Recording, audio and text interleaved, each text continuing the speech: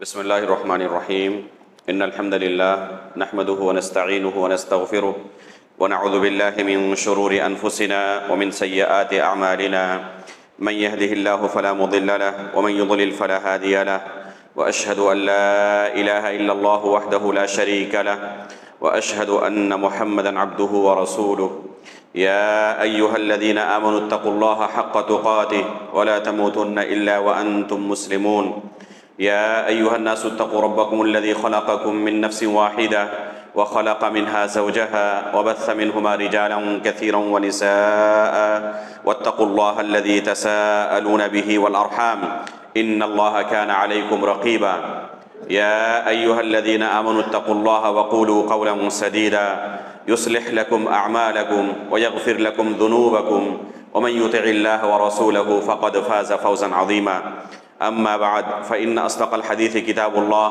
وأحسن الهدي هدي محمد صلى الله عليه وسلم وشر الأمور محدثاتها وكل محدثة بدعة وكل بدعة ضلالة وكل ضلالة في النار۔ محترم و مکرم حاضرین مجلس، بزرگان دین و ملت، اللہ رب العالمین کے فضل و کرم سے شیخ الاسلام محمد بن عبد الوہاب رحمہ اللہ کی ایک بہت ہی مختصر لیکن نہایت ہی مفید کتاب الاصول الثلاثہ وادلتها، یعنی دین کے 3 بنیادی مسائل اور ان کی دلیلیں، اس کتاب کی شرح کی جا رہی ہے۔ اس سے پہلے دوسرے اصول دین کی معرفت کے متعلق ایمان کے ارکان کے متعلق گزشتہ درس میں تفصیل سے آپ کے سامنے باتیں رکھی گئی تھیں، اور اس میں ذکر کیا گیا تھا کہ ایمان کے 6 ارکان کے متعلق کم از کم ہر مسلمان کو کتنا علم رکھنا ضروری ہے جس سے وہ مسلمان باقی رہ سکے۔ اسی لیے یہ کتاب کہا جاتا ہے کہ انتہائی اہم اور ضروری کتاب ہے۔ اس کتاب کے اندر جو چیزیں بیان کی گئی ہیں، ان چیزوں کا علم رکھنا ہر مسلمان کے لیے ضروری ہے۔ قبر کے اندر ایک انسان کو جو سوالات کیے جائیں گے، انہی سوالوں کی تیاری کے لیے ایک کتاب تیار کی گئی ہے، لکھی گئی ہے، اور ظاہر سی بات ہے کہ ہر شخص کو ان سوالوں کا سامنا کرنا ہے اور خود ان سوالوں کا جواب دینا ہے۔ اس لیے اس کی تیاری بھی ہر شخص کو اپنے تئیں کرنی ہے۔ اس لیے ان مسائل کا علم حاصل کرنا، ان مسائل کے تعلق سے جانکاری حاصل کرنا، یہ صرف طلبہ علم اور علماء کا کام نہیں بلکہ ہر مسلمان کا کام ہے، اور ہر ایک کی اپنی ذمہ داری ہے کہ ان دین کے بنیادی مسائل کے متعلق علم حاصل کرے۔ اگر کسی نے گزشتہ ریکارڈنگ موجود ہوگی، کم از کم دین کے ان بنیادی مسائل کے متعلق، خصوصاً ایمان کے جو 6 ارکان ہیں، ان کے متعلق کم از کم ہر مسلمان کو کتنا علم ہونا ضروری ہے جس سے وہ مسلمان باقی رہ سکے، اسے ضرور سنیں۔ ابھی جو آیت آپ کے سامنے تلاوت کی گئی خطبۃ الحاجہ کے اندر، اس کے اندر اللہ رب العالمین کا ارشاد ہے فَلَا تَمُوتُنَّ إِلَّا وَأَنْتُمْ مُسْلِمُونَ، کہ اس دنیا سے جب تمہاری رخصتی ہو، اس دنیا کو جب تم چھوڑ کر جاؤ تو اسلام کی حالت میں تمہاری وفات ہو۔ کم از کم اتنی کوشش کرو۔ اگر ایمان کی حالت پر کسی کی وفات ہوتی ہے، گرچہ اس کے بہت سارے گناہیں ہیں، لیکن اللہ رب العالمین صرف کلمہ توحید کی وجہ سے اسے ضرور جنت میں داخل کریں گے۔ ہو سکتا ہے کہ اللہ رب العالمین تمام گناہوں کو معاف کر دے اور ڈائریکٹ اسے جنت میں داخل کرے، اور ہم اللہ رب العالمین سے یہی دعا کرتے ہیں کہ اللہ رب العالمین ہم تمام لوگوں کو، تمام مسلمانوں کو بلا حساب و کتاب اور بلا عذاب کے جنت میں داخل کرے۔ لیکن اگر اللہ رب العالمین نے کسی کو جہنم میں داخل کیا اور وہ کلمہ توحید کا اقرار کرنے والا تھا، ایمان کی حالت میں اس کی وفات ہوئی ہے، تو وہ ہمیشہ جہنم میں نہیں رہے گا، جہنم سے کبھی نہ کبھی نکالا جائے گا اور جنت میں داخل کیا جائے گا۔ تو یہ بنیادی مسائل ہیں جس سے ایک مسلمان کم از کم علم حاصل کر کے مسلمان باقی رہ سکتا ہے۔ اگر اتنا بھی علم کسی کے پاس نہیں ہے شریعت کے متعلق، ارکان ایمان کے متعلق، تو وہ شخص مسلمان باقی نہیں رہ سکتا۔ اس کے بعد آج انشاءاللہ تیسرے درجے احسان کے متعلق آپ کے سامنے گفتگو کی جائے گی۔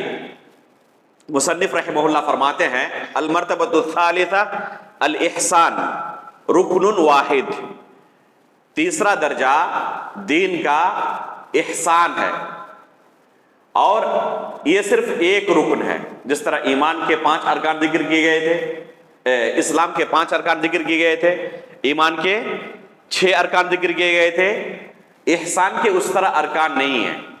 احسان ایک ہی رکن ہے، اور وہ ہے کیا؟ مصنف خود اس کی تفسیر کرتے ہوئے کہہ رہے ہیں وَهُوَ أَن تَعْبُدَ اللَّهَ كَأَنَّكَ تَرَاهُ فَإِن لَّمْ تَكُن تَرَاهُ فَإِنَّهُ يَرَاكَ۔ یہ ہے احسان کا معنی جو دین کا حصہ ہے، دین کا تیسرا درجہ ہے۔ تم اس طرح اللہ کی عبادت کرو گویا کہ تم اللہ کو دیکھ رہے ہو۔ اگر تم اللہ کو نہیں دیکھ سکتے تو یہ تصور کرو کہ اللہ رب العالمین تمہیں دیکھ رہا ہے۔ احسان کا ایک عام معنی جو لوگوں کے ذہن میں ہے وہ کیا ہے؟ کسی کے ساتھ حسن سلوک کرنا، کسی کے ساتھ اچھا برتاؤ کرنا، اسے احسان کرتے ہیں۔ جیسے لوگوں کی زبان میں مشہور ہے احسان کا بدلہ احسان ہوتا ہے، جیسے کہ اللہ تعالیٰ نے قرآن کریم کے اندر کہا بھی ہے، اس معنی میں لفظ احسان کو استعمال کیا ہے وَهَلْ جَزَاءُ الْإِحْسَانِ إِلَّا الْإِحْسَانِ۔ تو احسان کا ایک معنی معروف ہے حسن سلوک کرنا۔ یہاں پر دین کا جو تیسرا درجہ ہے الاحسان، اس سے مراد کیا ہے؟ اس سے مراد ہے عبادت کرتے وقت ایک انسان اپنی طرف سے کوشش کرے کہ جتنا ممکن ہو سکے وہ افضل سے افضل طریقے سے اللہ رب العالمین کی عبادت کرے، اس کے اندر اخلاص ہو، رسول اللہ صلی اللہ علیہ وسلم کے بتائے ہوئے طریقے پر وہ عبادت ہو۔ اخلاص کے اندر فرق ہونے کی وجہ سے، عبادت کے اندر خشوع خضوع کی وجہ سے، اس میں فرق ہونے کی وجہ سے ایک عبادت ایک انسان انجام دیتا ہے۔ جیسے کہ ابھی ہم نے نماز پڑھی، 2 لوگ آس پاس نماز پڑھ رہے ہوتے ہیں، لیکن دونوں کی نماز اللہ رب العالمین کی بارگاہ میں زمین و آسمان کا فرق لیے ہوئے رہتی ہے۔ ہو سکتا ہے کہ کسی کی نماز اللہ کی بارگاہ میں قبول ہی نہ ہو، جیسے کہ حدیث کے اندر آتا ہے اگر کوئی شخص شراب نوشی کرتا ہے تو اس کی 40 دن کی نماز قبول نہیں ہوتی۔ اگر کوئی کاہن اور نجومی کے پاس جاتا ہے تو اس کی 40 دن کی نماز قبول نہیں ہوتی۔ اس کا معنی یہ نہیں کہ وہ نماز نہیں پڑھے گا، اس کو نماز سے چھٹی مل گئی، بلکہ نماز پڑھنا اس کے لیے ضروری ہے۔ اگر نماز اس کے بعد ترک کرتا ہے تو مزید ایک گناہ کا ارتکاب کرنے والا ہوگا۔ ایک گناہ تو اس نے کیا تھا شراب پی کر، کاہن کے پاس جا کر، اگر نماز بھی اس کے بعد ترک کرتا ہے مزید ایک گناہ کا ارتکاب کرنے والا ہوگا۔ نماز تو اسے پڑھنا ہی ہے، لیکن اللہ کی بارگاہ میں اس گناہ کی وجہ سے اس کی سزا یہ ہے کہ 40 دن تک اس کی نماز قبول نہیں ہوگی۔ نماز پڑھ رہا ہے وہ اللہ کی بارگاہ میں قبول نہیں ہو رہی ہے۔ ایک بندہ نماز پڑھتا ہے، آدھی نیکی ملتی ہے، کسی کو 10 حصے میں سے 1 حصہ نیکی ملتی ہے، اور بعض بندے اللہ کے ایسے ہوتے ہیں اللہ رب العالمین ان کی نیکیوں کا گریڈ بڑھا دیتا ہے 10 گنا تک، یہاں تک کہ بعض بندوں کا اجر اللہ رب العالمین کے پاس کتنا زیادہ بڑھا ہوا ہوتا ہے 700 گنا تک، اور بعض اللہ کے ایسے بھی بندے ہوتے ہیں 700 گنا سے بھی زیادہ اللہ رب العالمین ان کے نیکیوں کا گریڈ بڑھا دیتا ہے۔ عبادت وہی ایک ہے، لیکن نیکی کے اعتبار سے عظیم فرق۔ یہ فرق کس لیے ہے؟ اسی احسان کی وجہ سے، ان تعبد اللہ کأنک تراہ فإن لم تکن تراہ فإنہ یراک۔ یہ ہے احسان کا معنی کہ عبادت اللہ کی ایسے کرو جیسے کہ تم اللہ کو دیکھ رہے ہو۔ اگر کوئی شخص اس درجے پر پہنچ کر اللہ کی عبادت کرتا ہے انتہائی خشوع خضوع کے ساتھ، اللہ کے سامنے میں کھڑا، ایک عام انسان اگر اسے دعوت ملے کسی وزیر کی طرف سے، کسی منتری کی طرف سے، کسی معزز شخص کی طرف سے کہ آج وہاں پر آپ کی پیشگی ہوگی، تکریم ہوگی، آپ کی عزت افزائی ہوگی، فلاں جگہ آپ کو اسٹیج پر بلایا جائے گا، تو انسان کس طرح سج دھج کر جاتا ہے، افضل سے افضل لباس زیبتن کرتا ہے۔ اب سوچیں کہ دنیا کے لوگوں کے سامنے، کسی معزز شخص کے سامنے اگر کوئی حاضر ہو تو کس طرح وہ اس کے لیے تیاری کرتا ہے۔ اب وہی بندہ اللہ رب العالمین کے سامنے حاضر ہو رہا ہے، اللہ کی عبادت کر رہا ہے، لیکن اس کا دل غافل ہے۔ اللہ اکبر کہا، نماز کے اندر داخل ہوا، اسے کب پتا چل رہا ہے کہ نماز کے اندر تھا؟ جب امام السلام علیکم ورحمۃ اللہ پڑھتا ہے تو اس وقت اسے پتا چلتا ہے اچھا نماز کے اندر تھا میں، اسے پتا ہی نہیں ہے کہ نماز کے اندر تھا۔ تو ظاہر سی بات ہے کہ اس عبادت میں جس قدر خلوص ہوگا، جس قدر اتقان ہوگا، اللہ رب العالمین کو راضی کرنے کی جس قدر جستجو ہوگی، اسی قدر اسے اس کا بدلہ دیا جائے گا۔ تو یہ احسان کا معنی کیا ہے؟ جو ایمان کا درجہ ہے، ایمان کے ارکان ہیں، اسلام کے ارکان ہیں، ان تمام عبادتوں کو افضل سے افضل طریقے سے انجام دینا، یہ ہے احسان کا معنی۔ ان تعبد اللہ کأنک تراہ، گویا کہ تم اللہ کو دیکھ رہے ہو۔ یہاں پر غور کریں، اللہ کے رسول نے کیا کہا؟ یہ نہیں کہا کہ تم اللہ کو دیکھ رہے ہو، بلکہ کہا کأنک تراہ، گویا کہ تم اللہ کو دیکھ رہے ہو۔ کیوں؟ کیونکہ اس دنیا میں اللہ رب العالمین کو دیکھنا ممکن نہیں ہے۔ موسیٰ علیہ السلام کی قوم نے طلب کیا تھا، کیا ہوا؟ نتیجہ اللہ رب العالمین نے قرآن کریم کے اندر ذکر کیا ہے۔ اسی طرح موسیٰ علیہ السلام نے طلب کیا تھا، اللہ رب العالمین سے درخواست کی تھی کہ اللہ میں دیکھنا چاہتا ہوں تمہیں۔ اللہ رب العالمین نے کیا جواب دیا؟ لن ترانی، اللہ رب العالمین نے جواب دیا کہ ہرگز تم مجھے نہیں دیکھ سکتے۔ تو اگر ایک نبی اللہ رب العالمین کو دیکھ نہ سکے، کیا عام انسان کے لیے ممکن ہے کہ اللہ رب العالمین کو دیکھ لیں؟ یہاں تک کہ نبی صلی اللہ علیہ وسلم نے اللہ رب العالمین کو معراج کی رات کیا دیکھا تھا؟ نہیں۔ جیسے کہ اما عائشہ رضی اللہ تعالی عنہ فرماتی ہیں کہ اگر کوئی کہے کہ اللہ کے رسول نے اللہ رب العالمین کو دیکھا ہے تو اس نے جھوٹ بولا، اس نے جھوٹ باندھا۔ ابن عباس رضی اللہ تعالیٰ عنہ کی جو روایت ہے کہ اللہ کے رسول صلی اللہ علیہ وسلم نے دیکھا ہے تو اس سے مراد دل کی آنکھوں سے دیکھنا ہے۔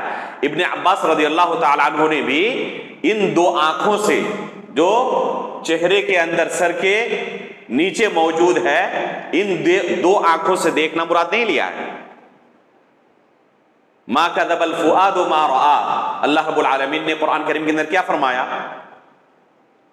اگر اللہ کے رسول صلی اللہ علیہ وسلم معراج کی رات اللہ رب العالمین کو دیکھے ہوتے تو اللہ رب العالمین اس نعمت کو سب سے پہلے ذکر کرتا۔ یہ اللہ رب العالمین کی طرف سے سب سے بڑی نعمت ہوتی ہے اللہ کے رسول کے لیے، لیکن اللہ رب العالمین نے تمام چیزوں کو ذکر کیا۔ لقد رأى من آیات ربہ الکبریٰ، لیکن یہ نہیں کہا کہ اللہ رب العالمین کو بھی دیکھا ہے۔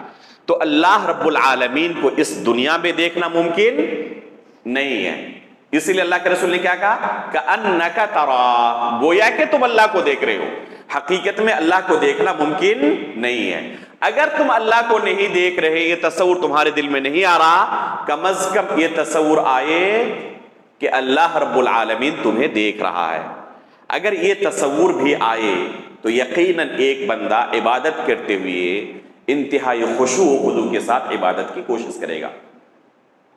آفس کے اندر کام کرنے والے جو کلائنٹ ہوتے ہیں، اگر باس سی سی ٹی وی کیمرے کے ذریعے دیکھ رہا ہو، نگرانی کر رہا ہو، تو ظاہر سی بات ہے کام کا طریقہ بالکل بدل جاتا ہے۔ اگر بندے کے دل میں ہو کہ اللہ رب العالمین مجھے دیکھ رہا ہے تو یقیناً اس عقیدے کا اثر اس کے عمل پر ظاہر ہوگا۔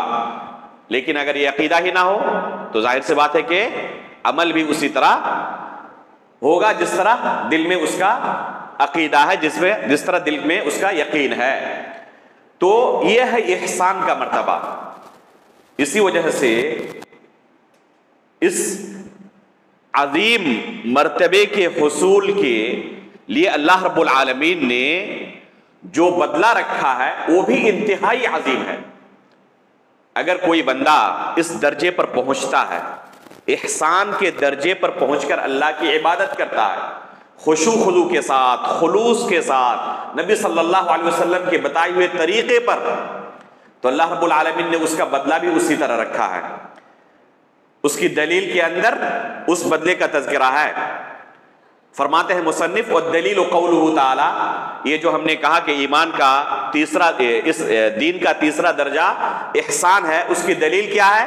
اس کی دلیل اللہ رب العالمین کا ارشاد ہے ان اللہ مع الذین اتقوا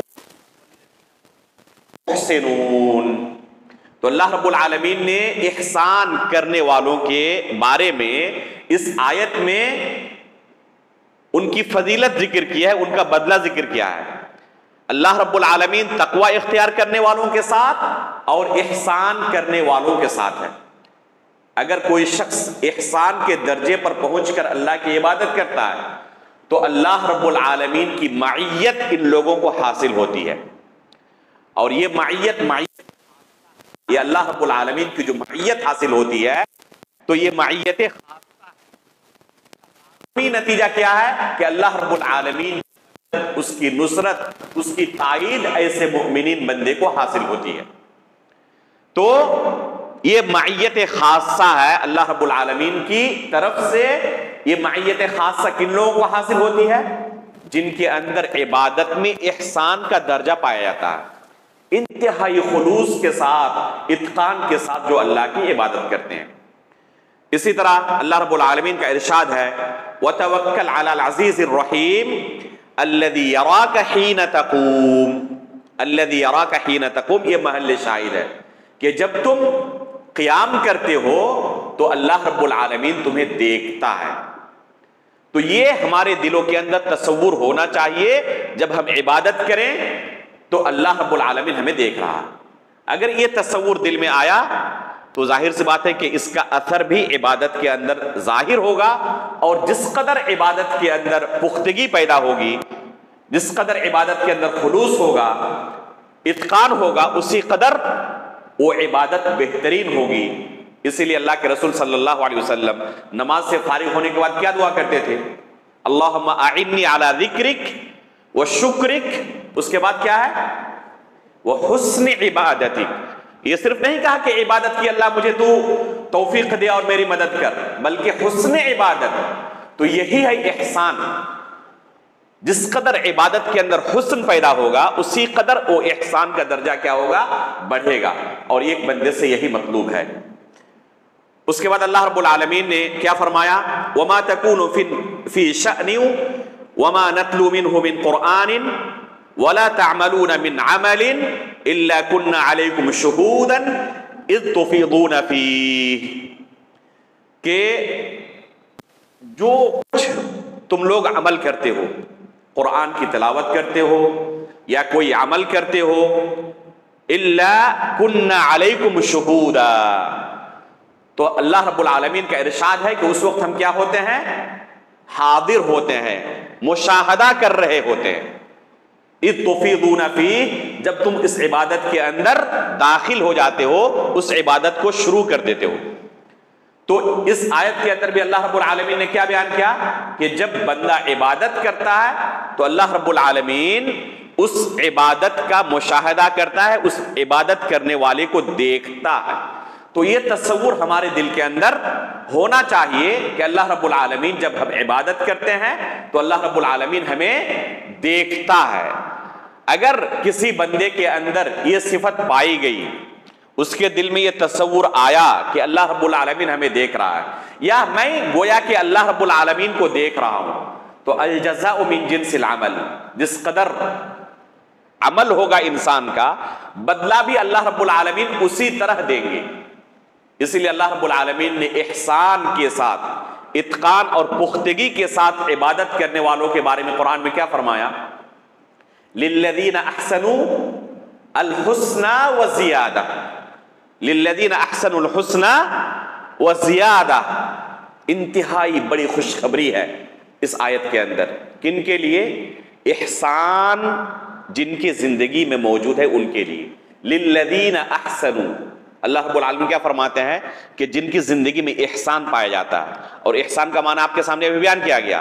انتہائی اتقان اور پختگی کے ساتھ، خشوع خضوع کے ساتھ، اخلاص کے ساتھ سنت کے مطابق اللہ کی عبادت کرنا. تو جن کی زندگی میں احسان ہے ان کا بدلہ کیا ہے؟ الحسنى وزیادہ. الحسنى کی تفسیر کی ہے سلف نے کہ اس سے مراد جنت ہے. وزیادہ اللہ تعالیٰ نے کہا کہ صرف جنت ہی نہیں، اس سے بھی بڑا اجر ان کے لیے اور بڑا انعام ان کے لیے ہے. وزیادہ، اور زیادہ کا اس آیت کے اندر کیا معنی ہے؟ اللہ کے رسول صلی اللہ علیہ وسلم نے یہ معنی خود بیان کیا ہے، جیسے کہ صحیح مسلم کے اندر امام مسلم نے اپنی صحیح سند سے اس آیت کی تفسیر اللہ کے رسول صلی اللہ علیہ وسلم سے نقل کیا ہے کہ اس سے مراد اللہ رب العالمین کی جنت میں رؤیت ہے. اللہ رب العالمین کو دیکھنا. اللہ رب العالمین کی عبادت کرتے ہوئے اگر بندے کے دل میں یہ تصور آ رہا ہے کہ میں گویا کہ اللہ کو دیکھ رہا ہوں یا اللہ رب العالمین مجھے دیکھ رہا ہے، اس کا بدلہ کیا ملے گا؟ قیامت کے اندر، قیامت کے دن جنت میں اللہ رب العالمین کی رؤیت انعام و اکرام اسے حاصل ہو. اور ایک مومن کے لیے اس سے بڑا کوئی انعام نہیں ہے، اس سے بڑی کوئی نعمت نہیں ہے کہ اللہ رب العالمین کی رؤیت اسے حاصل ہو جائے. رؤیت انعام و اکرام یہ سب سے بڑا انعام ہے، سب سے بڑی نعمت ہے جنتیوں کے لیے. یہ انعام کن کے لیے اللہ رب العالمین نے رکھا ہے؟ جن کے اندر عبادت میں احسان کا درجہ پایا جاتا ہے، انتہائی اتقان کے ساتھ اللہ کی عبادت کرنے والے. ایسے لوگوں کے لیے اللہ رب العالمین نے جنت رکھی ہے، اور جنت کے اندر بھی سب سے بڑا انعام ان کے لیے رکھا ہے کہ اللہ کی رؤیت ان کو حاصل ہوگی. للذین احسنوا الحسنى وزیادہ. تو یہ قرآن سے مصنف نے دلیلیں دی. اس کے بعد سنت رسول سے، رسول اللہ صلی اللہ علیہ وسلم کی احادیث سے ایک انتہائی عظیم حدیث کا انتخاب کرتے ہیں ان تینوں درجات کی دلیل کے لیے. اسلام، ایمان اور احسان، یہ تینوں درجات ابھی ذکر کیے گئے، یہ تینوں مرتبے ابھی ذکر کیے گئے. تینوں مرتبوں کی دلیل کے لیے مصنف نے سنت رسول سے ایک انتہائی عظیم حدیث کا انتخاب کیا ہے. وہ حدیث ہے حدیث جبریل کے نام سے مشہور. فرماتے ہیں حدیث جبریل المشہور عن عمر بن الخطاب رضی اللہ عنہ قال بینما نحن جلوس عند النبی صلی اللہ علیہ وسلم اذ طلع علینا رجل شدید بیاض الثياب شدید سواد الشعر لا يرى عليه اثر السفر ولا يعرفه منا احد فجلس الى النبي صلى الله عليه وسلم فاسند ركبتيه الى ركبتيه ووضع كفيه على فخذيه وقال یا محمد اخبرنی عن الاسلام الى آخر الحدیث. یہ حدیث حدیث جبریل کے نام سے مشہور ہے. جس طرح قرآن کے اندر تمام سورتوں میں سورہ فاتحہ کو کیا کہا جاتا ہے؟ ام الکتاب. سورہ فاتحہ کو ام القرآن اور ام الکتاب کہا جاتا ہے. مولانا ابوالکلام آزاد رحمہ اللہ نے سورہ فاتحہ کی جو تفسیر کی ہے اس کا نام رکھا ہے ام الکتاب. اس کا نام ہی ام الکتاب رکھا ہے. انتہائی شاندار کتاب ہے. اردو زبان میں ہر شخص کو یہ کتاب پڑھنی چاہیے. سورہ فاتحہ کی تفسیر پر ایک کتاب موجود ہے اور مارکیٹ میں دستیاب ہے. اس کتاب کا مقدمہ خصوصاً پڑھیں جن کی طرف علامہ مولانا ابوالکلام آزاد رحمہ اللہ نے اس کتاب کا انتساب کیا ہے. اور اس مقدمے کے اندر آپ کو طلب علم کے اندر ایک حرص پیدا ہوگی کہ اس زمانے میں بھی ہمارے اسلاف نے علم حاصل کرنے کے لیے، دین کی باتیں سیکھنے کے لیے کس طرح کی قربانیاں دی ہیں. مختصراً بیان کر دوں. ایک شخص کی طرف مولانا ابوالکلام آزاد رحمہ اللہ نے اس کتاب کا انتساب کیا ہے جو شخص کندھار سے کوئٹہ پیدل چل کر آیا تھا اور کوئٹہ سے پھر آگرہ تک پیدل چل کر آیا تھا. کوئٹہ سے پھر آگرہ آیا تھا. سواری مل گئی تھی یہاں پر. وہ آیا تھا پہلے کوئٹہ سے کندھار سے کوئٹہ تک پیدل. اس کے بعد وہاں پر کچھ تجار مل گئے جو آ رہے تھے آگرہ. انہوں نے ان کے سامنے درخواست رکھی کہ آپ اگر نوکر رکھ لیں مجھے، میں خدمت کروں گا آپ لوگوں کی جو بھی ضرورت ہوگی، اور اس کے بدلے آپ مجھے اپنے ساتھ لے چلیں، سواری مل جائے گی. تو ان کے ساتھ وہ آئے آگرہ تک اور پھر آگرہ سے رانچی تک پیدل دوبارہ. اب غور کریں کہ وہ بندہ کتنا دور پیدل سفر کر رہا ہے. آگرہ رانچی پہنچنے کے بعد ان دنوں مولانا ابوالکلام آزاد رحمہ اللہ رانچی میں حکومت کی طرف سے نظر بند تھے، عام دروس میں بیٹھ نہیں سکتے تھے۔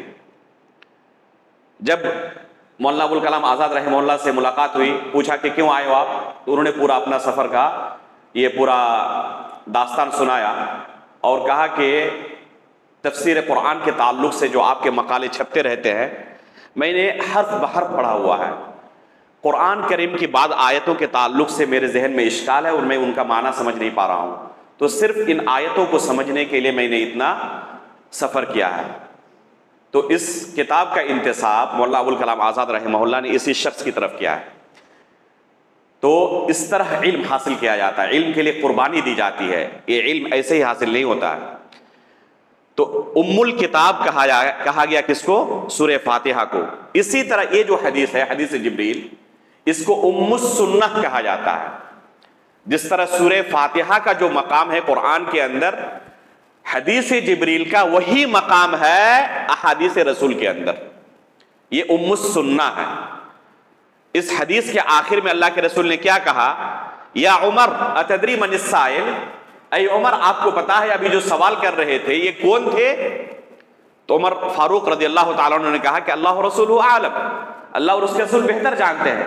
تو اللہ کے رسول نے جواب دیا فَإِنَّهُ جِبْرِيلٌ أَتَاكُمْ يُعَلِّمُكُمْ دِينَكُمْ، یہ جبریل علیہ السلام تھے جو تمہیں تمہارا دین سکھانے کے لیے آئے تھے۔ تو اللہ کے رسول نے اس حدیث کے اندر جن چیزوں کا تذکرہ آیا ہے ان کو دین سے تعبیر کیا ہے کہ یہ دین ہے۔ اس حدیث کو اگر کسی نے سمجھ لیا تو گویا کہ اس نے دین کو سمجھ لیا۔ یہ انتہائی عظیم حدیث ہے اور محدثین کہتے ہیں کہ یہ ام السنہ ہے، یعنی سورہ فاتحہ کا جو مقام قرآن میں ہے، حدیث رسول کے اندر اس حدیث کا وہی مقام و مرتبہ ہے۔ اس حدیث کے اندر شروع میں جبریل علیہ السلام کی کیفیت بیان کی گئی ہے کہ وہ آئے اللہ کے رسول کی مجلس میں ایک دم اجنبی، ان کو کوئی نہیں پہچانتا، بال انتہائی کالے، لباس انتہائی سفید، سفر کا کوئی اثر ظاہر نہیں ہو رہا، حالانکہ ہم میں سے ان کو کوئی پہچانتا بھی نہیں، ہم میں سے کوئی پہچانتا نہیں، اس کا مطلب کہ وہ ہمارے درمیان رہنے والا نہیں ہے، مسافر ہوگا، باہر سے آیا ہوگا، اور باہر سے آنے والے کے آثار سفر کے ظاہر ہوتے ہیں، تو سفر کا کوئی اثر بھی ان پر ظاہر نہیں ہو رہا۔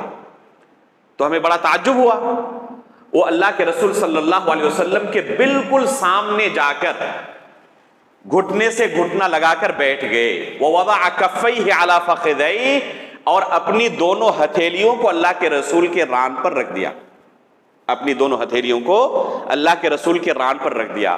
یہ استاد کے سامنے انتہائی ادب کا ایک مظہر ہے کہ استاد سے جب علم حاصل کیا جاتا ہے تو انتہائی ادب کے ساتھ اس کے سامنے پیش آنا چاہیے، ایسا نہیں کہ تکبر کے ساتھ لا ابالی پن پایا جائے، انتہائی حاجت مندی کو دکھانے کی ضرورت ہے کہ میں بہت زیادہ محتاج ہوں۔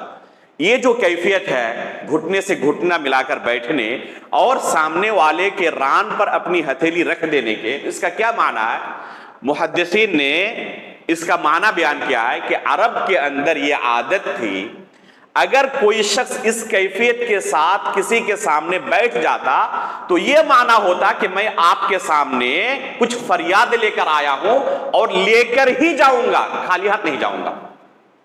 انتہائی عاجزی اور انکساری کا جب مظاہرہ کرنا ہوتا کہ ہماری کوئی حیثیت نہیں آپ کے سامنے عاجزی اور انکساری کا، میں نے جو کچھ مظاہرہ کر سکتا تھا کر دیا ہے، اب میں لے کر ہی جاؤں گا۔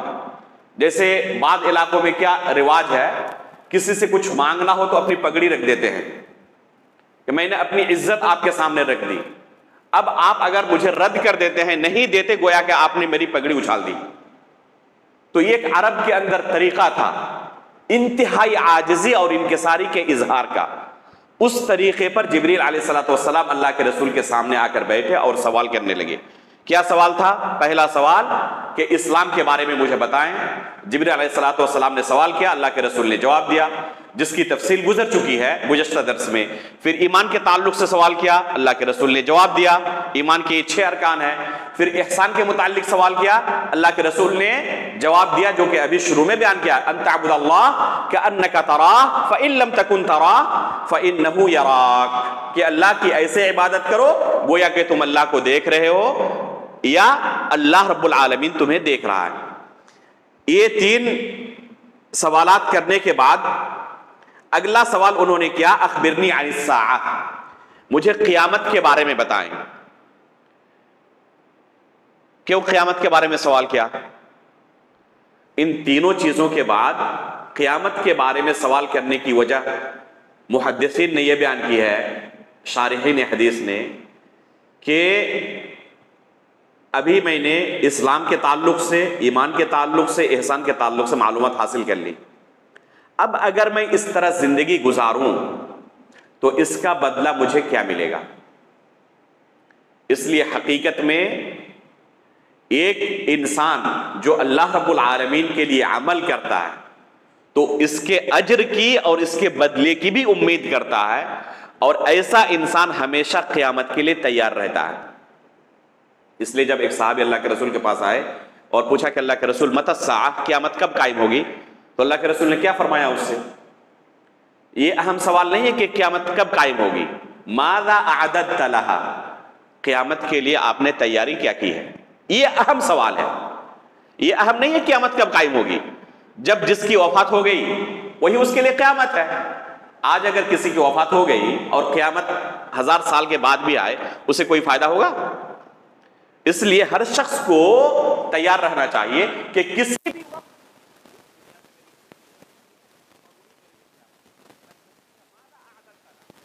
تم نے قیامت کے لیے تیاری کیا کی ہے، ہم ہے۔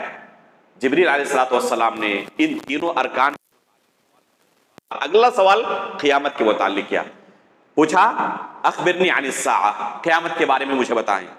تو اللہ کے رسول نے کیا کہا، مل مسئول عنہا بأعلم من السائل۔ اس جملے کا بہت سارے لوگ معنی یہ بیان کرتے ہیں کہ مسئول عنہ یعنی میں، سائل یعنی آپ سے زیادہ نہیں جانتا، آپ مجھ سے زیادہ جانتے ہیں، کہ اللہ رب العالمین کے پاس رہنا آپ کو ہوتا ہے، اس لیے آپ کو زیادہ اس بارے میں پتا ہے۔ بعض لوگ یہ معنی کرتے ہیں، حالانکہ اس جملے کا یہ معنی نہیں ہے۔ لفظ ما جو ہے یہ نفی کے لیے آیا ہے، انکار کے لیے آیا ہے، اور اعلم کا جو صیغہ ہے عربی زبان میں، یہ صیغہ اسم تفضیل ہے، اور عربی زبان کے اندر اگر اسم تفضیل یا مبالغہ کا صیغہ نفی کے سیاق میں آئے، انکار کے سیاق میں آئے، تو اس کا معنی ہوتا ہے بالکلیہ کسی چیز کی نفی کرنا، سرے سے نفی کر دینا، کہ اس میں ذرہ برابر بھی کوئی گنجائش نہیں، یہ معنی ہوتا ہے۔ مثال کے طور پر قرآن میں اللہ تعالیٰ نے کیا کہا اپنے بارے میں، لیس بظلام للعبید، کہ اللہ رب العالمین بندوں پر، ظلام کا معنی کیا ہے، بہت زیادہ ظلم کرنے والا، تو اللہ رب العالمین بندوں پر ظاہری معنی کیا ہوگا کہ اللہ رب العالمین بندوں پر بہت زیادہ ظلم کرنے والا نہیں ہے۔ اب اگر کوئی اس سے یہ معنی نکالے کہ بہت زیادہ ظلم کرنے والا نہیں ہے، تھوڑا بہت ظلم کر سکتا ہے، اگر یہ عقیدہ رکھے تو کافر ہو جائے گا۔ اللہ رب العالمین اس آیت کے اندر یہ نہیں بیان کر رہے ہیں کہ اللہ رب العالمین بہت زیادہ ظلم نہیں کرے گا، ہلکا پھلکا ظلم کر سکتا ہے، یہ معنی بیان نہیں کر رہے ہیں، بلکہ اس آیت میں یہ بیان کرنے کا مقصود ہے کہ ذرہ برابر بھی اللہ رب العالمین ظلم نہیں کرنے والا بندوں پر۔ تو نفی کے سیاق میں جب صیغہ اسم تفضیل یا مبالغہ آتا ہے تو اس کا معنی یہ نہیں ہوتا کہ بہت زیادہ کی صرف نفی کی گئی ہے، اس میں تفضیل کی بس نفی کی گئی، یہ معنی نہیں ہوتا۔ اس کا معنی کیا ہوتا ہے؟ اس کا معنی ہوتا ہے کہ ذرہ برابر بھی اس کی گنجائش نہیں ہے، یہ معنی ہوتا ہے۔ اسی سیاق میں ایک حدیث سمجھیں، زیارت قبر کے تعلق سے اللہ کے رسول کی حدیث ہے، لعن اللہ زوارات القبور، اللہ رب العالمین نے زوارات القبور پر لعنت بھیجی ہے۔ اللہ کی لعنت ہے کن پر؟ ایسی خواتین پر جو بہت زیادہ قبروں کی زیارت کرتی ہیں۔ اس سے بعض لوگوں نے کیا دلیل نکالا کہ بہت زیادہ اگر کوئی خاتون قبروں کی زیارت کرے تو اس کے لیے لعنت ہے، ہلکی پھلکی زیارت کی گنجائش ہے خواتین کے لیے۔ فرماتے علماء کہ کلام عرب کا معنی اس سیاق میں یہ نہیں ہوتا ہے۔ اگر مبالغہ کا صیغہ انکار کے سیاق میں آیا ہے، مذمت کے سیاق میں آیا ہے، نفی کے سیاق میں آیا ہے، تو اس کا معنی کیا ہوتا ہے؟ سرے سے اس کی نفی کرنا، یعنی ذرہ برابر بھی گنجائش نہیں ہے عورتوں کے لیے قبر کی زیارت کی۔ اگر کوئی عورت قبر کی زیارت کرتی ہے تو اس پر اللہ کی لعنت، یہ معنی ہوتا ہے۔ تو اس سیاق میں اس حدیث کو سمجھیں، مل مسئول عنہا بعالم من السائل۔ اللہ کے رسول یہ نہیں کہہ رہے ہیں کہ آپ سے زیادہ مجھے علم نہیں ہے، آپ مجھ سے زیادہ علم رکھتے ہیں، یہ معنی نہیں ہے، بلکہ قیامت کے متعلق نہ آپ کو کوئی علم ہے نہ مجھے کوئی علم ہے، ہم دونوں کو ذرہ برابر اس بارے میں کوئی علم نہیں ہے۔ اس بارے میں علم صرف کس کے پاس ہے؟ ان اللہ عنده علم الساعہ، کہ اللہ رب العالمین کے پاس ہی فقط قیامت کے بارے میں علم ہے، وہی جانتا ہے کہ قیامت کب قائم ہوگی۔ دوسرا سوال کیا؟ اخبرنی عن اماراتها، تب قیامت کی کچھ نشانیاں ہمیں بتائیں۔ تو اللہ کے رسول صلی اللہ علیہ وسلم نے چند نشانیاں بیان کی۔ ان تلد الامۃ ربتها، ایک نشانی یہ ہے کہ لونڈی اپنے آقا کو جنے گی، لونڈی اپنے آقا کو جنے گی۔ اس کے کئی معنی علماء نے بیان کیے ہیں۔ مشہور معنی یہ ہے کہ بکثرت جنگیں ہوں گی آخری زمانے میں، قیامت سے پہلے، اور جنگوں کے نتیجے میں بہت ساری خواتین لونڈی بنائی جائیں گی۔ اگر مخالف جماعت کی کوئی خاتون دوسری جماعت کے ہاتھ آ جاتی ہے تو جنگی قانون کے تحت اسے کیا کر لیا جاتا ہے؟ لونڈی بنا لیا جاتا ہے۔ یہاں تک کہ کیا ہوگا، کوئی شخص اس طرح اپنے ہی ماں کو لونڈی بنا لے گا بکثرت جنگ کے نتیجے میں، یا اس کا یہ معنی ہے کہ جس طرح لونڈی کے ساتھ ایک آقا کا تعامل ہوتا ہے، اخلاق ہوتا ہے، بچے اس قدر اپنے والدین کے متعلق نافرمان ہو جائیں گے کہ اپنی والدہ کے ساتھ، اپنی ماں کے ساتھ لونڈیوں جیسا سلوک کریں گے۔ اپنی والدہ کے ساتھ کیسا سلوک کریں گے؟ لونڈیوں جیسا سلوک کریں گے۔ یا کچھ لوگوں نے یہ معنی بیان کیا کہ جس طرح لونڈی سے خواہشات نفس کی تکمیل شرعی حدود میں جائز ہے، اس طرح زنا اس قدر عام ہو جائے گا کہ اپنی والدہ سے لوگ کیا کریں گے؟ اپنی ماں سے نعوذ باللہ من ذالک زنا شروع کر دیں گے۔ تو اس کے بہت سارے معنی بیان کیے گئے ہیں۔ آپ نظر دوڑائیں آج لوگوں کی حالت پر اور معاشرے کی حالت پر، کیا یہ علامت ظاہر ہونی شروع نہیں ہو گئی ہے؟ آج لوگوں کا تعامل اپنے والدین کے ساتھ کیسا ہے بیان کرنے کی ضرورت نہیں ہے۔ یہاں تک کہ یہ زنا اس قدر عام ہو چکا ہے کہ بہت سارے لوگ، ابھی چند دنوں پہلے بہت زیادہ یہ خبر وائرل ہوئی تھی، بعض مائیں فخریہ طور پر کہہ رہی ہیں کہ اپنے بیٹے کے ساتھ سونے میں ہمیں کوئی حرج نہیں ہے، نعوذ باللہ من ذالک۔ تو اس طرح زنا عام ہو جائے گا کہ ایک بیٹا اپنی ماں کے ساتھ اس طرح زنا کرنے لگے گا۔ تو یہ قیامت کی نشانیوں میں سے ایک عظیم نشانی ہے۔ اسی طرح وَأَن تَرَى الْحُفَاةَ الْعُرَاةَ الْعَالَةَ رِعَاءَ الشَّاءِ يَتَطَاوَلُونَ فِي الْبُنْيَانِ، آپ دیکھیں گے بکری کے چرواہوں کو جن کے پیروں میں چپل نہیں، ننگے پیر، ننگے بدن، پہننے کے لیے کپڑے نہیں، ان کی یہ حالت ہوگی، اور دیکھتے ہی دیکھتے یہ کیا ہو جائیں گے؟ لمبی لمبی بڑی بڑی عالیشان محلات کے بارے میں دوسروں کے سامنے فخر کریں گے کہ دیکھو یہ میرے محلات ہیں، یہ میری بلڈنگیں ہیں، میں ان کا مالک ہوں۔ حالانکہ ان کی مالی حیثیت کیسی تھی؟ پہننے کے لیے چپل نہیں اور پہننے کے لیے کپڑے نہیں، ننگا بدن ننگا پیر تھا یہ۔ حقیقت میں یہ علامت بھی بہت حد تک ظاہر ہونے لگی ہے، خصوصاً جو لوگ جانتے ہیں ابھی اے ٹی ایم چوروں کی داستان کو. آپ جائیں جھارکھنڈ کے علاقے میں، وہ میرا سسرال کا علاقہ ہے، خود ہم نے دیکھا اپنی آنکھوں سے. بہت ساری عالیشان بلڈنگیں نظر آئیں گی آپ کو، آپ نکل جائیں اس راستے سے. یہ سب کے سب چند سالوں پہلے تک دوسروں کے کھیتوں میں کام کرنے والے تھے. ان کے پیروں میں چپل نہیں تھے، پہننے کے لیے کپڑے نہیں تھے، اور صرف چند سالوں کے اندر یہ پورا گروہ ہے، پورا گینگ ہے. یہ کیا کرتے ہیں؟ یہ جو اے ٹی ایم کے تعلق سے بہت سارے لوگوں کے پاس فراڈ کال آتے ہیں نا، تو یہ پورا گینگ ہے. ان لوگوں کے اے ٹی ایم کیا کرتے ہیں؟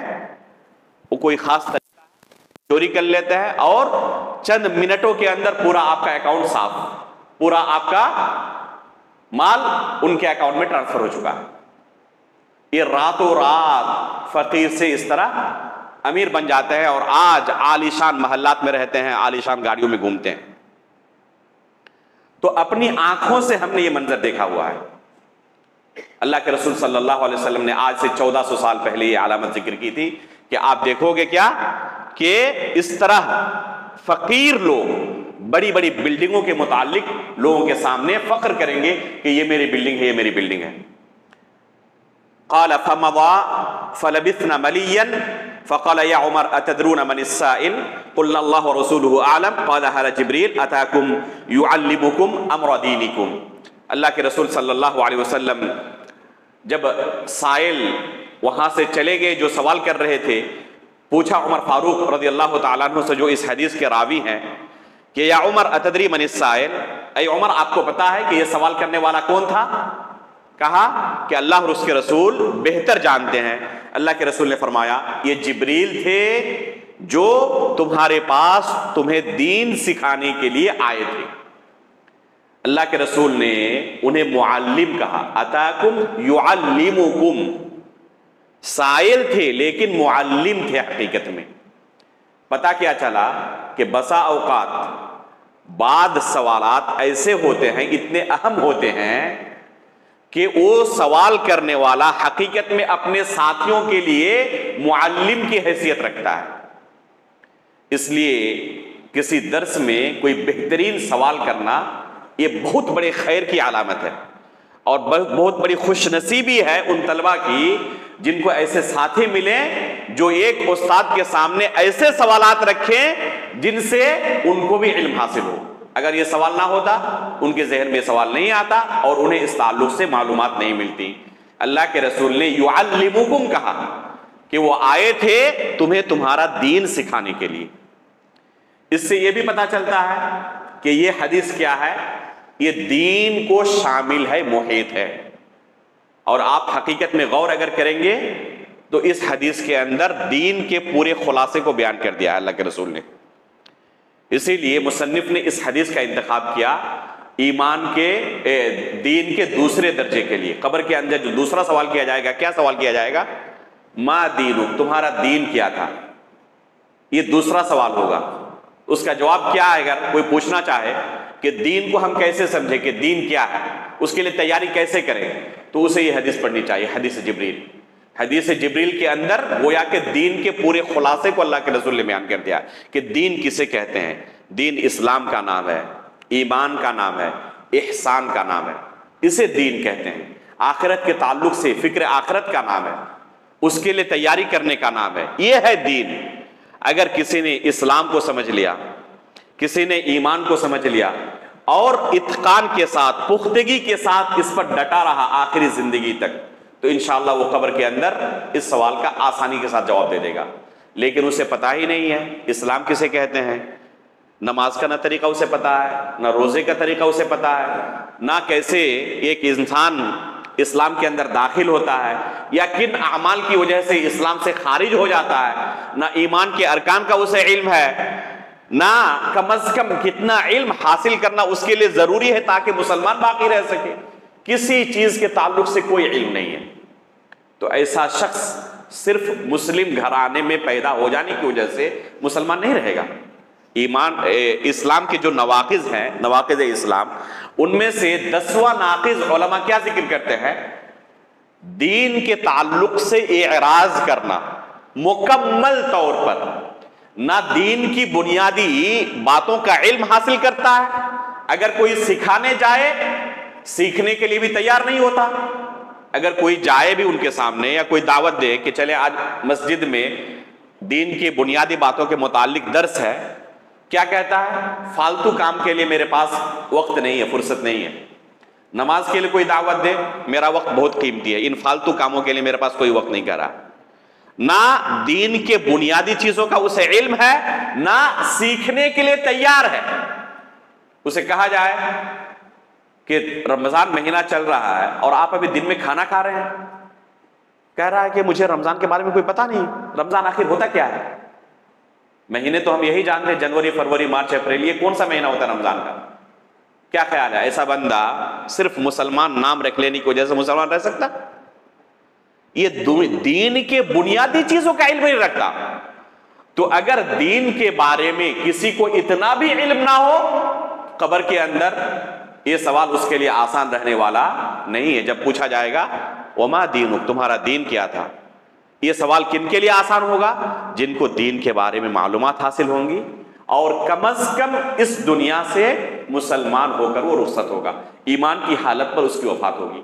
ایسے کاموں سے ہمیشہ دور رہنے کی کوشش کرے گا جس سے اسلام ختم ہو سکتا ہو، جو اسلام سے اس کو خارج کر دے۔ ایسے کاموں سے ہمیشہ دور رہے، اسلام کو باقی رکھے اور اس کے اوپر مزید جتنی کوشش ہو سکتی ہے کرتا رہے۔ اللہ رب العالمین نے کیا کہا؟ فَعَلَمْ أَنَّهُ لَا إِلَهَ إِلَّا اللَّهُ وَاسْتَغْفِرْ لِذَنبِكَ۔ اس آیت پر ایک انسان عمل کرے تو انشاءاللہ اس کے لیے نجات کافی ہے، اس کی نجات کے لیے انشاءاللہ یہ آیت کافی ہے۔ فَعَلَمْ أَنَّهُ لَا إِلَهَ إِلَّا اللَّهُ وَاسْتَغْفِرْ لِذَنبِكَ۔ علم حاصل کرے کتنا؟ لا الہ الا اللہ کے متعلق۔ اگر لا الہ الا اللہ کے متعلق آپ نے علم حاصل کیا، اس کے معنی و مطلب کو آپ نے سمجھا، اس کے تقاضے کیا ہیں تاکہ حقیقت میں اس پر آپ عمل کر سکیں، اتنا آپ نے علم حاصل کر لیا، اور ساتھ میں ظاہر سی بات ہے دنیا گزارتے ہوئے، دنیا کے اندر زندگی گزارتے ہوئے گناہیں ہوں گی، کوئی بھی انسان ایسا نہیں ہے جس سے گناہیں سرزد نہ ہوتی ہوں، گناہوں کا ہونا یقینی ہے، لیکن اہم چیز ہے کہ اس کے بعد وہ استغفار کرتا رہے۔ وَاسْتَغْفِرْ لِذَنبِكَ، اللہ تعالیٰ نے فوراً کہا فَعَلَمْ أَنَّهُ لَا إِلَهَ إِلَّا اللَّهُ وَاسْتَغْفِرْ لِذَنبِكَ۔ اس کے بعد استغفار کرتا رہے بندہ، دین کے بنیادی چیزوں کا علم حاصل کرے جو کہ اس کتاب کے اندر بیان کیا گیا ہے۔ عموماً اکثر دین کی بنیادی باتوں کا اس کتاب کے اندر بہت ہی اختصار کے ساتھ بیان آ چکا ہے۔ ان چیزوں کا علم حاصل کرے، عمل کرنے کی کوشش کرے، اس کے بعد جو گناہ سرزد ہو استغفار کرتا رہے کہ اللہ شیطان کے چکر میں پڑ کر فلاں گناہ مجھ سے ہو گیا ہے، فلاں گناہ مجھ سے ہو گیا ہے، مجھے معاف کر دے، توبہ و استغفار کرتا رہے، تو انشاءاللہ اس کے لیے قبر کے اندر سوالوں کا جواب دینا آسان ہوگا۔ اللہ رب العالمین سے ہم دعا کرتے ہیں کہ اللہ رب العالمین ان بنیادی باتوں کو سیکھنے اور ان پر عمل کرنے کی ہمیں توفیق عطا فرمائے، آخری سانس تک ایمان پر ہمیں ڈٹے رہنے، جمے رہنے کی توفیق عطا فرمائے، بدعت سے، شرک سے اور ہر طرح کے گناہوں سے بچے رہنے کی اللہ رب العالمین نے توفیق عطا فرمائے، آمین تقبل رب العالمین۔ آخر میں ایک یاد دہانی کہیں یا تنبیہ کہہ کر اس درس کو ختم کرنا چاہوں گا، وہ یہ ہے کہ آئندہ کل یوم عرفہ ہے اور اس دن کا روزہ انتہائی اہم ہے۔ آئندہ کل یوم عرفہ ہے اور اس دن کا روزہ انتہائی اہم ہے۔ اللہ کے رسول صلی اللہ علیہ وسلم اور صحابہ اکرام اس روزے اور سلف صالحین کے تعلق سے، اس روزے کی اہمیت کے تعلق سے، اس کے اہتمام کے تعلق سے جو آثار ملتے ہیں، جو احادیث ملتے ہیں، وہ انتہائی اہم بھی ہیں اور انتہائی زیادہ ایک انسان کو عمل پر ابھارنے والی بھی ہیں۔ اس لیے ایک انسان کو بغیر کسی عذر شرعی کے اس دن کا روزہ نہیں چھوڑنا چاہیے، یہاں تک کہ سلف صالحین سفر کی حالت میں ہوتے تب بھی اس دن کا روزہ ترک نہیں کرتے تھے، حالانکہ ماہ رمضان میں اگر سفر کرنا ہوتا تو روزہ نہیں رکھتے، کہنے والے نے کہا بھی ان سے کہ ماہ رمضان کے روزوں کا آپ اس قدر اہتمام نہیں کرتے جس قدر اس روزے کا اہتمام کرتے ہیں. تو جواب کیا دیتے کہ رمضان کے روزوں کی بعد میں ہم قضا کر سکتے ہیں لیکن اس روزے کی بعد میں ہم قضا نہیں کر سکتے. اس لیے آئندہ کل کے روزے کا اہتمام کریں. اس روزے کی فضیلت بیان کرتے ہوئے اللہ کے رسول صلی اللہ علیہ وسلم فرماتے ہیں کہ 2 سال کے گناہوں کا یہ کفارہ ہے. 2 سال کے گناہوں کا کفارہ ہے. اور ابھی ہم نے بیان کیا احسان کا معنی ہمیشہ ذہن میں رکھیں. یہ جو فضیلت کی چیزیں بیان کی جاتی ہیں تو ہر شخص کے لیے برابر نہیں ہے. جس قدر عمل کے اندر خلوص ہوگا، پختگی ہوگی، سنت کی اتباع پائی جائے گی، اسی قدر آپ کو نیکی ملے گی. کوئی کہے کہ گزشتہ سال رکھا تھا، بعض لوگوں نے سوال بھی کیا کہ گزشتہ سال رکھا تھا یہ روزہ، وہ تو اس سال کے روزے کا، اس سال کے گناہوں کا کفارہ ہم پہلے ہی گزشتہ سال کر چکے ہیں، تو اس سال کے روزہ رکھنے کی کیا ضرورت ہے؟ میرے بھائی آپ کو پتا ہے کہ آپ کو حقیقت میں نیکی ملی بھی ہے، نیکی نہیں ملی ہے؟ اللہ کے رسول صلی اللہ علیہ وسلم کو پہلے ہی اللہ رب العالمین نے خوشخبری کیا دے دی تھی، اگلی پچھلی تمام گناہوں کو ہم نے کیا کیا آپ کو بخش دیا ہے. لیغفر اللہ لک ما تقدم من ذنبک وما تأخر. اس کے باوجود اللہ کے رسول صلی اللہ علیہ وسلم اللہ کی عبادت کیسے کرتے تھے؟ جب تنہائی کی عبادت ہوتی، سجدے میں جاتے صحابہ اکرام کو وہم ہوتا پتہ نہیں اب اٹھیں گے بھی یا نہیں اٹھیں گے. قیام کرتے تو پیر کیا ہوتا؟ پورا اس میں سوجن آ جاتا، پھول جاتا. کہنے والے نے کہا کہ اللہ کے رسول آپ کی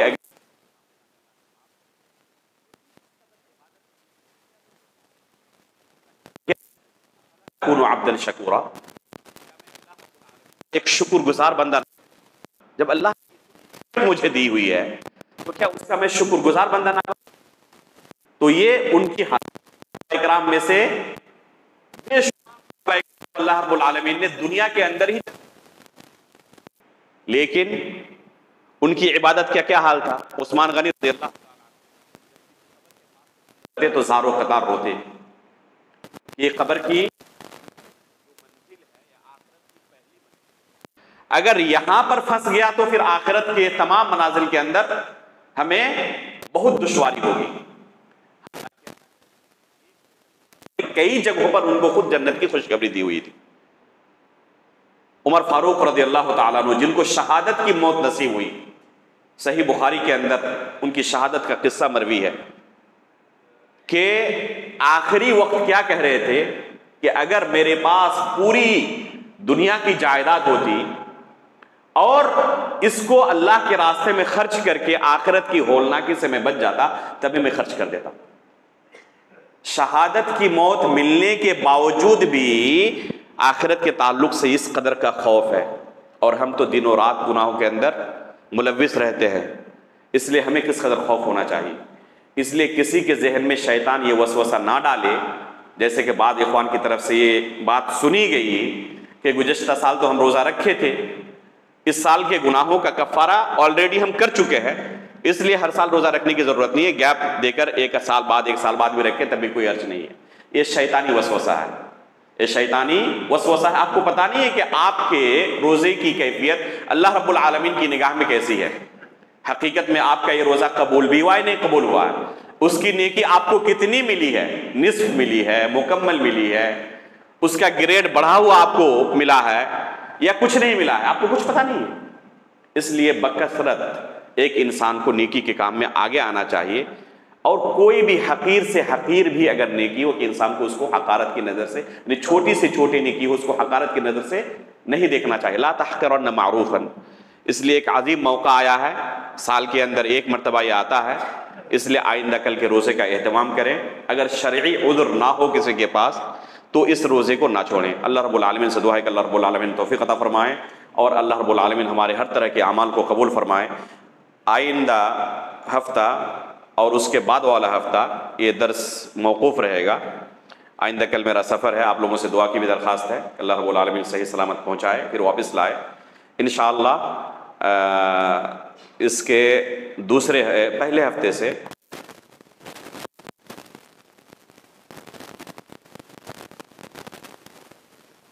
یا 3 درس کی ضرورت پڑے اور یہ کتاب انشاءاللہ ختم ہوگی.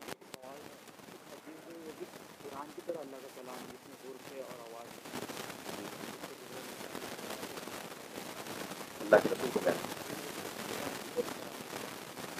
حدیث رسول کی بات کر رہے ہیں، قرآن کی بات کر رہے ہیں؟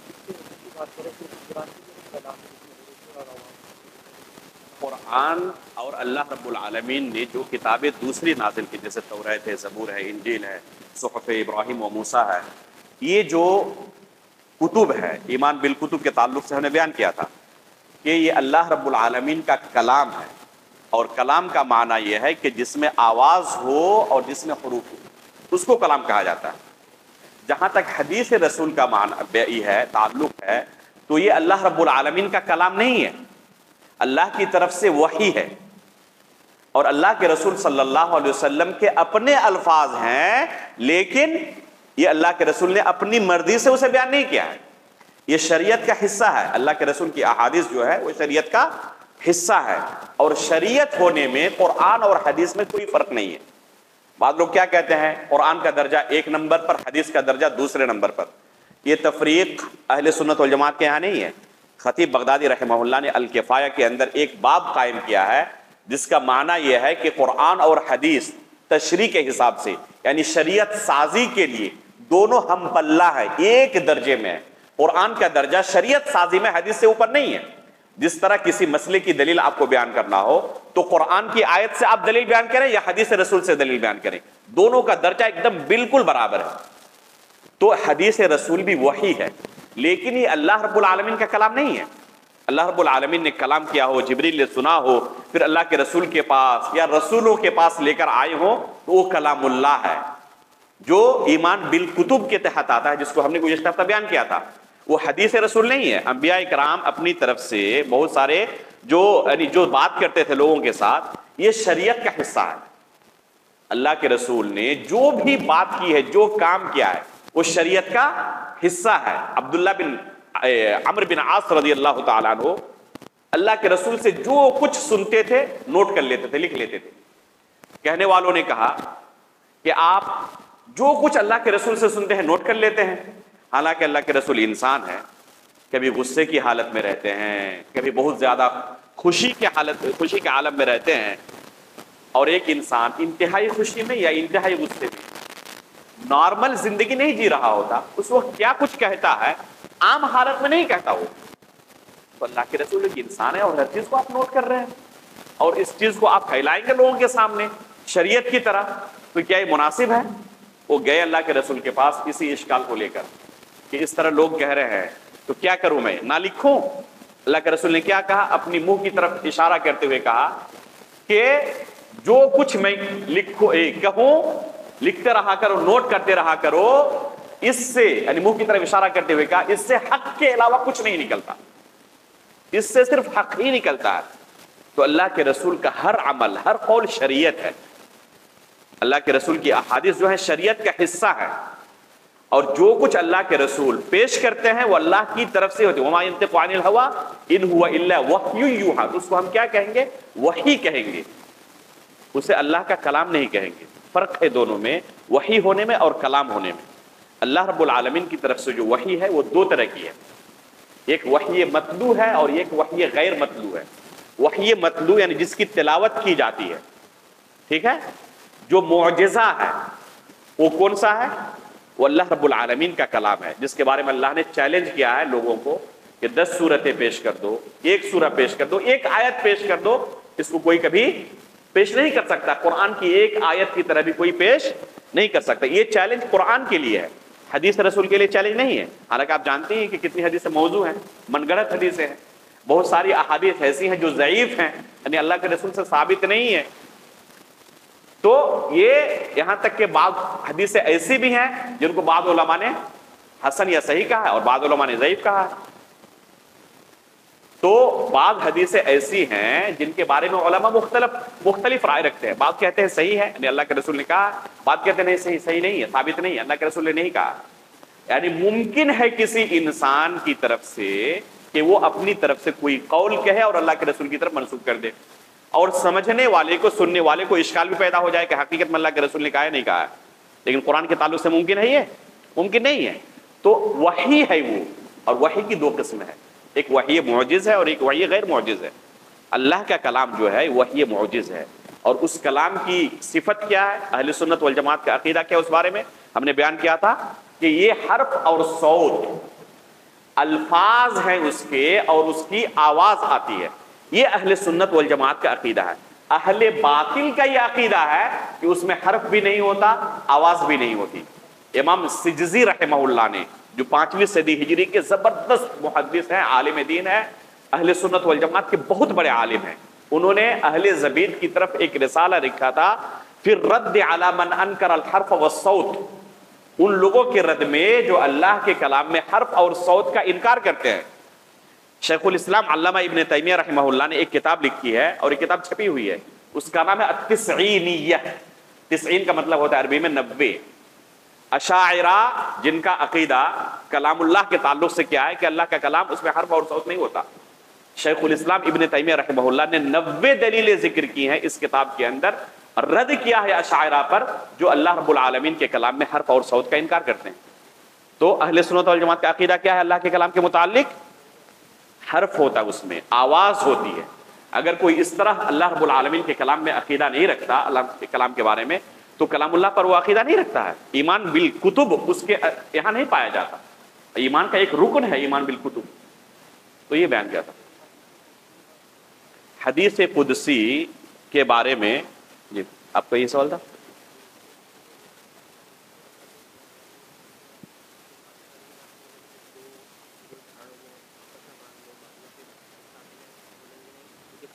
یہ ابھی بیان آنے والا ہے انشاءاللہ، ابھی تھوڑی دیر بعد ان کا جواب دوں پھر آپ کا یہ کرتا ہوں۔ حدیث قدسی کے بارے میں آپ نے سوال کیا۔ حدیث قدسی کے بارے میں علماء کے درمیان اختلاف ہے کہ یہ الفاظ اللہ کے رسول کی طرف سے ہوتے ہیں یا اللہ رب العالمین کے الفاظ ہوتے ہیں، اس بارے میں علماء کے درمیان اختلاف ہے، اور راجح قول یہ ہے کہ یہ الفاظ اللہ رب العالمین کے ہیں جنہیں اللہ کے رسول نے اللہ رب العالمین سے نقل کیا ہے۔ اسی لیے حدیث قدسی کو علماء کا اس بارے میں اتفاق ہے کہ بالمعنی روایت کرنا جائز نہیں ہے۔ بالمعنی روایت کرنا جائز نہیں، بالمعنی سمجھتے ہیں یعنی لفظ جو اللہ کے رسول نے بیان کیا۔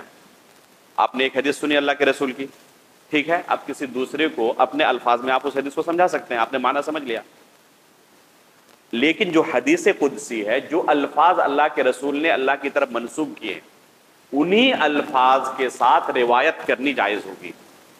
بالمعنی روایت جائز نہیں ہے ان کی، حدیث قدسی کی با معنی روایت کرنا یہ نہیں ہے، جائز نہیں۔ یعنی جب روایت کرے کوئی اپنے طلبہ کو حدیث سنائے، جیسا حدثنی فلاں کر کے، تو اس وقت تحدیث کی جب مجلس لگی ہو تو بالمعنی با معنی روایت نہیں کر سکتا، باللفظ روایت کرنا ضروری ہے۔ جو سنائے اپنے استاد سے اسی لفظ کے ساتھ روایت کرے، یہاں تک کہ اللہ کے رسول بیان کرے کہ اللہ تعالیٰ نے فرمایا، ٹھیک ہے۔ اس بارے میں اختلاف ہے۔ تو جی اللہ عالم، اس بارے میں پڑھنا پڑے گا، مجھے اس بارے میں نہیں کر سکتا ابھی کہ حدیث قدسی کے بارے میں اہل سنت والجماعت کا عقیدہ کیا ہے حرف اور صوت کے سلسلے، واللہ عالم ابھی نہیں کر سکتا میں اس بارے میں۔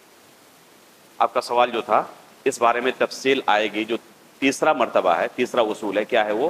اللہ کے رسول کے تعلق سے سوال کیا جائے گا خبر میں، ومن نبیک، تمہارے نبی کون ہے، تمہارے نبی کون ہے؟ تو اللہ کے رسول صلی اللہ علیہ وسلم ہمارے نبی ہیں۔ اللہ کے رسول کے بارے میں بنیادی چیزوں کا علم رکھنا ہر مسلمان کے لیے ضروری ہے۔ اگر ان بنیادی چیزوں کا علم نہ رہے تو قبر کے اندر وہ جواب نہیں دے پائے گا، اس کا یہ نہیں ہوگا، اللہ کے رسول کے بارے میں کچھ بھی پتا نہیں اسے، تو قبر کے اندر فرشتوں کے سوال کا جواب دینا اس کے لیے آسان نہیں ہوگا۔ اس لیے بنیادی چیزوں کا علم رکھنا اللہ کے رسول کے بارے میں ضروری ہے، اور اسی کے بارے میں انشاءاللہ آئندہ درس ہمارا رہے گا۔ اب اس میں ہم بیان کریں گے انشاءاللہ، صرف اشارہ کر دیتا ہوں۔ آپ نے سوال کیا کہ تعبیر نخلا کے سلسلے میں اللہ کے رسول نے جب مدینہ گئے تو لوگوں سے کیا کہا کہ تم یہ جو تعبیر نخلا کرتے ہو، یعنی کھجور کی تعبیر ہوتی تھی، نر اور مادہ کو اہل مدینہ کیا کرتے تھے؟ جمعی کرتے تھے، ملاتے تھے، اس سے فصل اچھی آتی تھی۔ اللہ کے رسول جب گئے اور کہا کہ تم کیا کر رہے ہو، انہوں نے بیان کیا کہ اس طرح ہم کاشت اسی طرح کرتے ہیں، زراعت اسی طرح ہوتی ہے، اسی طرح اس کی کھیتی ہم کرتے ہیں۔ تو اللہ کے رسول نے کہا کہ مجھے نہیں لگتا کہ اس سے کوئی فائدہ ہوگا، اگر نہ بھی کرو تو کوئی حرج نہیں، چھوڑ دیا انہوں نے اس کا۔ پھل بہت کم آیا، شکایت کی، تو اللہ کے رسول نے کیا کہا؟ انتم اعلم بامور دنیاکم، دنیاوی معاملات میں تم زیادہ بہتر جانتے ہو، دنیاوی معاملات میں اس کا تعلق شریعت سے نہیں تھا، خود اللہ کے رسول نے بیان کر دیا۔ تو اگر کوئی چیز ایسی ہو جس کا تعلق شریعت سے نہ ہو، اور یہ کیسے ہم فیصلہ کریں گے کہ اس کا تعلق شریعت سے ہے یا نہیں ہے؟ اللہ کے رسول کی طرف سے اس کی صراحت آ جائے، تب یہ کہہ سکتے ہیں کہ یہ شریعت کے اندر نہیں ہے شامل۔ اپنی طرف سے کوئی فیصلہ نہیں کر سکتا۔ یہاں پر یہ بھی سوال آئے گا کہ کیا اللہ کے رسول صلی اللہ علیہ وسلم کی طرف سے کوئی غلطی ہو سکتی ہے؟ جب شریعت اللہ کے رسول ہی کریں گے، یعنی ہم نے کیا کہا، لیکن اللہ کے رسول کا ہر قول، ہر عمل یہ شریعت کا حصہ ہے، تو کیا اللہ کے رسول سے کسی چیز میں کوئی غلطی ہو سکتی ہے؟ کیا خیال ہے؟ اس لیے ہم کہتے ہیں کہ ان دروس کو سننا انتہائی ضروری ہے۔ انشاءاللہ ہم تفصیل کے ساتھ اس مسئلے کو آپ کے سامنے بیان کریں گے کہ اللہ کے رسول کے حقوق کیا ہیں۔ ان میں سے ایک حق ہے اللہ کے رسول کا کہ اللہ کے رسول کو معصوم جاننے کا عقیدہ رکھنا۔ کن چیزوں میں؟ 4 چیزوں میں۔ ان میں سے ایک ہے گناہ کبیرہ کے سلسلے میں معصوم جاننا۔ اب گناہ صغیرہ کے بارے میں کیا عقیدہ ہونا چاہیے؟ تو گناہ صغیرہ کے بارے میں اہل سنت والجماعت کا عقیدہ یہی ہے کہ اللہ کے رسول سے یہاں پر امکان ہے خطا کا۔ خطا کہتے ہیں بھول چوک کو، جان بوجھ کر غلطی کرنے کو خطا نہیں کہتے، بھول چوک کا، خطا کا امکان ہے۔ اس کے اصول و ضوابط ہیں، ظاہر سی بات ہے کہ بیان کرنے کے لیے وقت لگے گا، تو آئندہ درس میں اور اس کے بعد والے درس میں شاید 2 درس کی ضرورت پڑے یا 3 درس کی، جلدی ہم ختم کر سکتے ہیں ایک ہی درس میں پورا، لیکن ظاہر سی بات ہے کہ اس کا اصل مقصد نہیں ہے، فوت ہو جائے گا۔ تو یہ بنیادی چیزوں کو تفصیل کے ساتھ بیان کرنا ضروری ہے۔ تو ہم آپ کو انشاءاللہ بیان کریں گے کہ اس بارے میں اہل سنت والجماعت کا کیا عقیدہ ہے۔ جیسے آپ کو ایک مثال دے رہا ہوں، جنگ بدر کے جو قیدی تھے، اللہ کے رسول نے ابوبکر صدیق سے مشورہ لیا۔ ان کا کیا مشورہ آیا؟ ان کو کیا کیا جائے؟ فدیہ لے کر چھوڑ دیا جائے۔ عمر فاروق رضی اللہ تعالیٰ عنہ کی طرف سے کیا مشورہ آیا؟ سب کو قتل کیا جائے۔ اللہ کے رسول نے کیا اختیار کیا؟ فدیہ لینا۔ اللہ کی طرف سے آیت نازل ہو گئی، تريدون عرض الدنیا، دنیاوی مال و متاع کو آپ چاہتے ہیں۔ اللہ کی طرف سے سرزنش نازل ہوئی، ابوبکر صدیق اور اللہ کے رسول رو رہے تھے، اور عمر فاروق رضی اللہ تعالیٰ عنہ کی موافقت میں قرآن کی آیت نازل ہوئی۔ تو یہاں پر صریح قرآن کی آیت ہے کہ یہ فیصلہ جو اللہ کے رسول نے لیا تھا، یہ کیا تھا؟ یہاں پر چوک ہوئی ہے اس فیصلے میں۔ کہا اپنی طرف سے ہم نے فیصلہ کیا؟ کوئی انسان جج بن کر فیصلہ کرے گا اللہ کے رسول کے اعمال کے بارے میں؟ صرف اس کے اصول و ضوابط ہے کہ کن معاملات میں ہم کہہ سکتے ہیں کہ یہاں پر اللہ کے رسول سے چوک ہوئی ہے، اس کے اصول و ضوابط اہل سنت والجماعت کے یہاں ہیں۔ ان چیزوں کو علماء نے بیان کیا ہے۔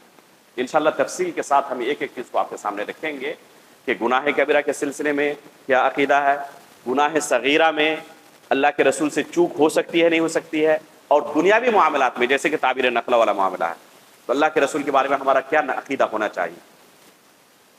تو یہ بہت اہم چیز ہے۔ انشاءاللہ 2 یا 3 دروس کی ضرورت پڑے گی، اور انشاءاللہ اگلے مہینے جولائی کے پہلے ہفتے سے ہم انشاءاللہ پھر دوبارہ ان دروس کو شروع کریں گے۔ اللہ رب العالمین ان دروس کو مبارک بنائے، نفع بخش بنائے، ہمارے میزان حسنات میں شمار فرمائیں، اور خالص اپنی رضامندی کے لیے قبول فرما لے۔ سبحانک اللہم و بحمدک، اشہد ان لا الہ الا انت، استغفرک و اتوب الیک۔